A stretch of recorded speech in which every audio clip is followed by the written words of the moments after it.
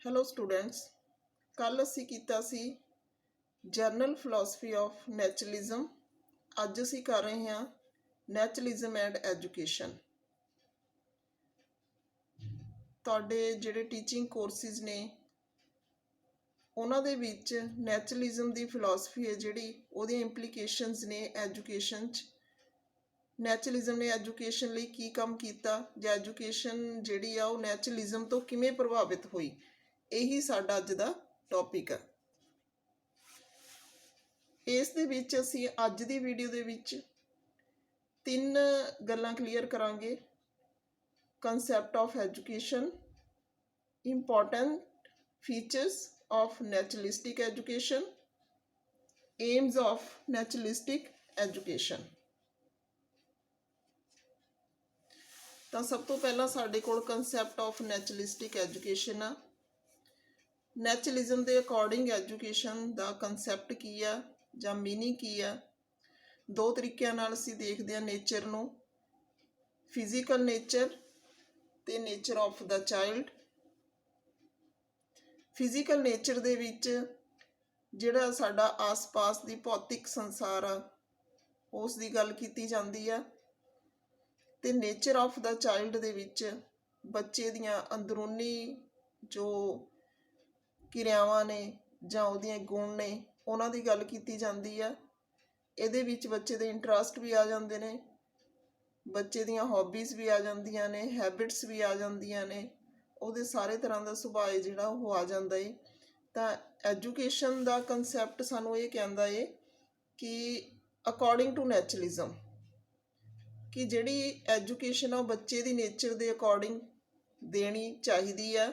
ਬੱਚੇ ਨੂੰ centre point ਦੇ ਵਿੱਚ ਰੱਖ ਕੇ ਜਿਹੜੀ ਸਿੱਖਿਆ ਪ੍ਰਕਿਰਿਆ ਇਹ ਹੋਣੀ ਚਾਹੀਦੀ ਹੈ ਅਤੇ ਨਾਲ ਹੀ ਉਸ ਦੀ ਫਿਜ਼ੀਕਲ ਨੇਚਰ ਆ ਜਿਹੜੀ, ਜਿਵੇਂ ਅਸੀਂ ਕਹਿ ਲਈਏ ਐਨਵਾਇਰਨਮੈਂਟ ਜਾਂ ਸੋਸ਼ਲ ਐਨਵਾਇਰਨਮੈਂਟ, ਇਹ ਸਾਰੀ ਚੀਜ਼ ਨੂੰ ਵੀ ਧਿਆਨ 'ਚ ਰੱਖਣਾ ਚਾਹੀਦਾ ਹੈ। ਇਸ ਤਰ੍ਹਾਂ ਬੱਚੇ ਨੂੰ ਜਿਹੜਾ ਇਹ ਫਰੀ ਮਾਈਂਡ ਹੋ ਕੇ ਐਜੂਕੇਸ਼ਨ ਆ ਜਿਹੜੀ ਉਹ ਪ੍ਰੋਵਾਈਡ ਕਰਨੀ ਚਾਹੀਦੀ ਹੈ। ਅੱਗੇ ਹੈਗਾ ਸਾਡੇ ਕੋਲ ਇੰਪੋਰਟੈਂਟ ਫੀਚਰਸ ਆਫ ਨੈਚੁਰਲਿਸਟਿਕ ਐਜੂਕੇਸ਼ਨ। ਨੈਚੁਰਲਿਜ਼ਮ ਦੇ ਅਕੋਰਡਿੰਗ ਜਿਹੜੀ ਐਜੂਕੇਸ਼ਨ ਦੀ ਗੱਲ ਕੀਤੀ ਉਹਨਾਂ ਨੇ ਤਾਂ ਉਸ ਦੇ ਜਿਹੜੇ ਮੇਨ ਬਿੰਦੂ ਕਿਹੜੇ ਨੇ ਜਾਂ ਕਿਹੜੇ ਟੌਪਿਕਸ 'ਤੇ ਉਹਨਾਂ ਨੇ ਗੱਲ ਕੀਤੀ ਆ, ਜਾਂ ਇਹ ਕਹਿ ਸਕਦੇ ਹੋ ਉਸ ਦੀਆਂ ਵਿਸ਼ੇਸ਼ਤਾਵਾਂ ਕੀ ਨੇ। ਤਾਂ ਸਭ ਤੋਂ ਪਹਿਲਾਂ revolt against the traditional system of education.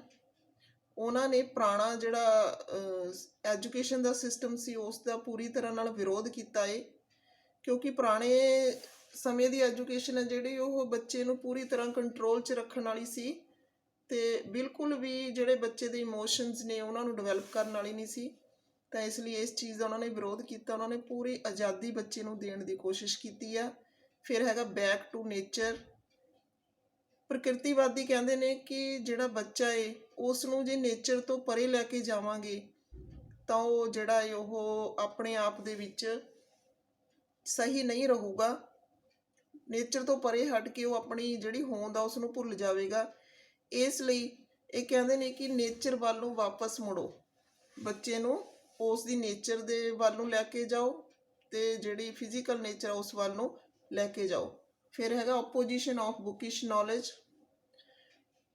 ਜਿਹੜੀ ਕਿਤਾਬੀ ਗਿਆਨ ਆ ਜਿਹੜਾ ਉਸ ਦਾ ਪੂਰੀ ਤਰ੍ਹਾਂ ਨਾਲ ਇਹਨਾਂ ਨੇ ਵਿਰੋਧ ਕੀਤਾ ਹੈ। ਨੇਚਰ ਦੀ ਗੋਦ 'ਚ ਰਹਿ ਕੇ ਹੀ ਜਿਹੜੀ ਐਜੂਕੇਸ਼ਨ ਆ ਬੱਚੇ ਨੂੰ ਦਿੱਤੀ ਜਾਣੀ ਚਾਹੀਦੀ ਹੈ। ਕਿਤਾਬਾਂ ਦੇ ਵਿੱਚ ਜਿਹੜਾ ਇਹ ਉਹ ਇੱਕ ਡੁਪਲੀਕੇਸੀ ਆ ਜਾਂਦੀ ਆ, ਪਰ ਨੇਚਰ ਦੇ ਵਿੱਚ ਓਰੀਜਨੈਲਿਟੀ ਆ। ਤਾਂ ਇਸ ਲਈ ਅਸੀਂ ਨੇਚਰ ਦੇ ਵਿੱਚ ਰਹਿੰਦੇ ਹੋਏ ਹੀ, ਕੁਦਰਤ ਦੇ ਵਿੱਚ ਰਹਿੰਦੇ ਹੋਏ ਕੁਦਰਤ ਦੇ ਸਿਧਾਂਤਾਂ ਅਨੁਸਾਰ ਹੀ ਬੱਚੇ ਨੂੰ ਜਿਹੜੀ ਸਿੱਖਿਆ ਹੈ ਉਹ ਦੇਣੀ ਆ। ਨੈਕਸਟ ਹੈ ਫਰੀਡਮ ਆਫ ਦਾ ਚਾਈਲਡ, ਬੱਚੇ ਦੀ ਆਜ਼ਾਦੀ, ਜਿਹਦੀ ਇਹਨਾਂ ਨੇ ਬਹੁਤ ਚੰਗੀ ਤਰ੍ਹਾਂ ਹਰੇਕ ਥਾਂ 'ਤੇ ਗੱਲ ਕੀਤੀ ਹੈ ਕਿ ਬੱਚੇ ਨੂੰ ਆਜ਼ਾਦੀ ਦਿਓ ਤਾਂ ਕਿ ਉਹ ਸਹੀ ਢੰਗ ਨਾਲ ਸਿੱਖ ਸਕੇ, ਉਸ 'ਤੇ ਕੋਈ ਵੀ ਕੰਟਰੋਲ ਨਹੀਂ ਹੋਣਾ ਚਾਹੀਦਾ ਅਤੇ ਬੱਚਾ ਇਹ ਜਿਹੜਾ ਫਰੀ ਮਾਈਂਡ ਆ ਉਹ ਆਪਣੇ ਐਨਵਾਇਰਨਮੈਂਟ ਦੇ ਅਕੋਰਡਿੰਗ ਜਿਹੜਾ ਹੈ ਉਹ ਸਿੱਖ ਸਕੇ। ਫਿਰ emphasis on the training of senses. Senses ਕਿਉਂਕਿ ਇਹ ਕਹਿੰਦੇ ਨੇ senses are the gateway of knowledge. ਤਾਂ ਨੇਚਰ ਦੇ ਵਿੱਚ ਰਹਿੰਦੇ ਹੋਏ ਸੈਂਸਿਸ ਰਾਹੀਂ ਹੀ ਬੱਚਾ ਜਿਹੜਾ ਉਹ ਨੌਲੇਜ ਲੈ ਸਕਦਾ। ਇਸ ਲਈ ਜਿਹੜੀ ਮੇਨ ਵਿਸ਼ੇਸ਼ਤਾ ਇਸ ਦੀ ਫਿਲਾਸਫੀ ਦੀ ਕਿ ਬੱਚੇ ਨੂੰ ਸੈਂਸਿਸ ਦੀ ਟ੍ਰੇਨਿੰਗ ਆ ਜਿਹੜੀ ਉਸ 'ਤੇ ਜ਼ੋਰ ਦਿੱਤਾ ਜਾਣਾ ਚਾਹੀਦਾ। ਮੈਡੀਟੇਸ਼ਨ ਵਗੈਰਾ ਕਰਵਾ ਕੇ ਕੰਸਨਟ੍ਰੇਸ਼ਨ ਉਹਦੀ ਇੰਪਰੂਵ ਕਰਨੀ ਚਾਹੀਦੀ ਆ ਕਿ ਕਿਸ ਤਰ੍ਹਾਂ ਨਾਲ ਉਹ ਗਿਆਨ ਇੰਦਰੀਆਂ ਦੇ ਪ੍ਰਯੋਗ ਰਾਹੀਂ ਗਿਆਨ ਹਾਸਲ ਕਰ ਸਕਦਾ ਹੈ। ਫਿਰ ਹੈ ਇੰਫੈਸਿਸ ਔਨ ਕੋ ਐਜੂਕੇਸ਼ਨ।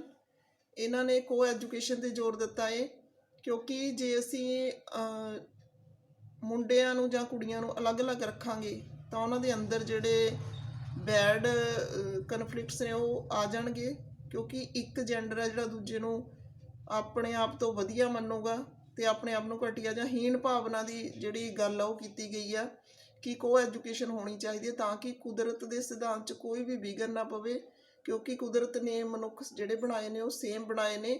ਤਾਂ ਇਸ ਲਈ ਜਿਹੜਾ ਬੱਚਿਆਂ ਨੂੰ ਕਦੇ ਵੀ ਜੈਂਡਰ ਦੇ ਬੇਸ 'ਤੇ ਉਹਨਾਂ ਨਾਲ ਕਦੇ ਵੀ ਨਾ ਤਾਂ ਵਿਤਕਰਾ ਕਰਨਾ ਚਾਹੀਦਾ ਹੈ, ਨਾ ਹੀ ਉਹਨਾਂ ਨੂੰ ਅਲੱਗ ਕਰਨਾ ਚਾਹੀਦਾ ਹੈ। ਨੈਕਸਟ ਹੈਗਾ no need of unnecessary instructions. ਬੱਚੇ ਨੂੰ ਬਾਹਰੋਂ ਅਨਨੈਸੈਸਰੀ ਇੰਸਟਰਕਸ਼ਨਸ ਦੇਣ ਦੀ ਕੋਈ ਜ਼ਰੂਰਤ ਨਹੀਂ ਕਹਿੰਦੇ। ਬੱਚੇ ਨੂੰ ਪਤਾ ਹੈ ਕਿ ਕੀ ਗਲਤ ਆ ਕੀ ਸਹੀ ਆ। ਜੇ ਉਹਨੂੰ ਲਾਈਫ ਦੇ ਐਕਸਪੀਰੀਅੰਸ ਦੇਣੇ ਨੇ ਤਾਂ ਉਸ ਨੂੰ ਪ੍ਰੈਕਟੀਕਲੀ ਦਿਓ ਤਾਂ ਕਿ ਉਸ ਨੂੰ ਆਪਣੇ ਆਪ ਪਤਾ ਲੱਗ ਜੇ, ਨਾ ਕਿ ਦੱਸਣ ਦੀ ਜ਼ਰੂਰਤ ਪਵੇ।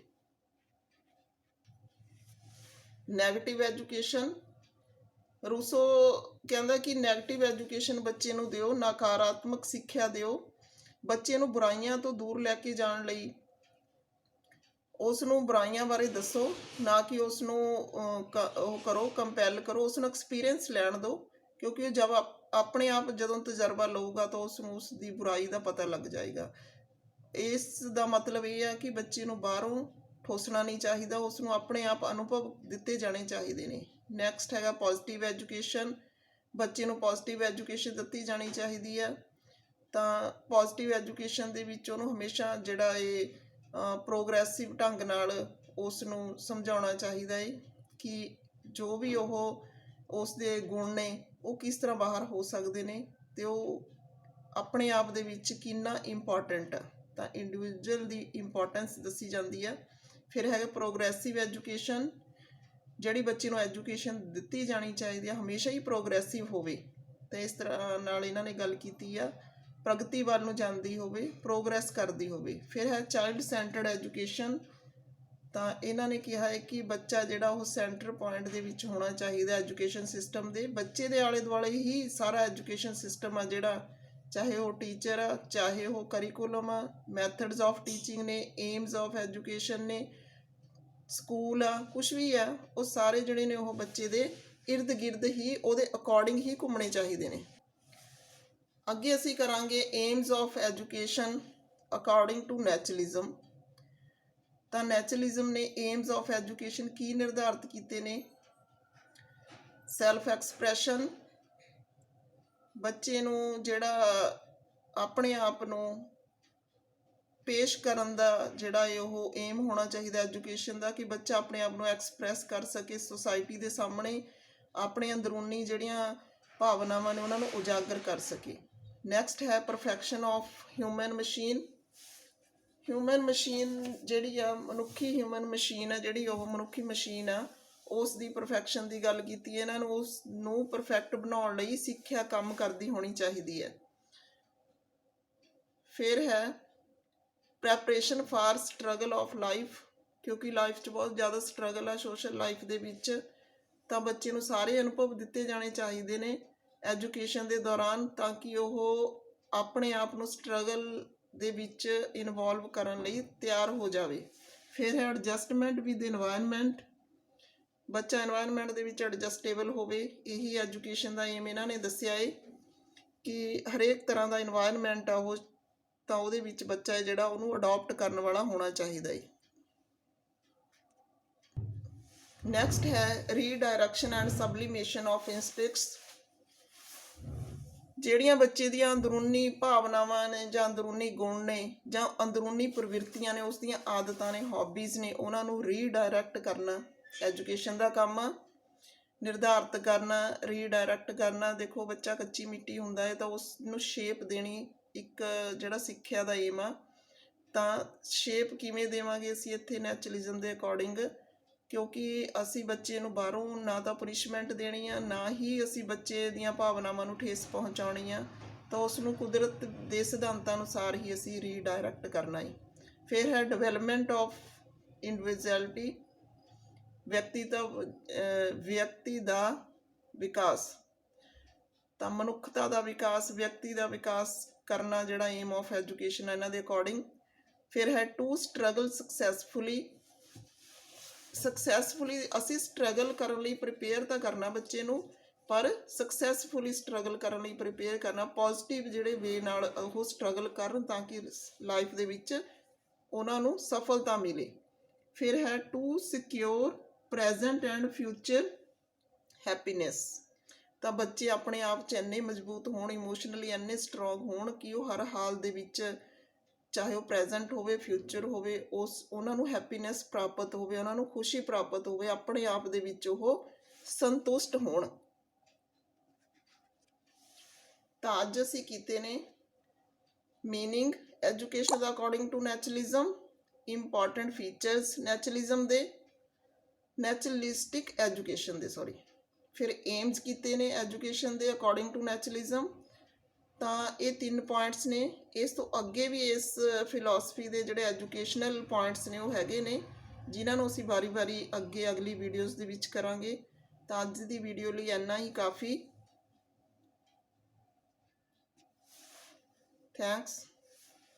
ਓਕੇ।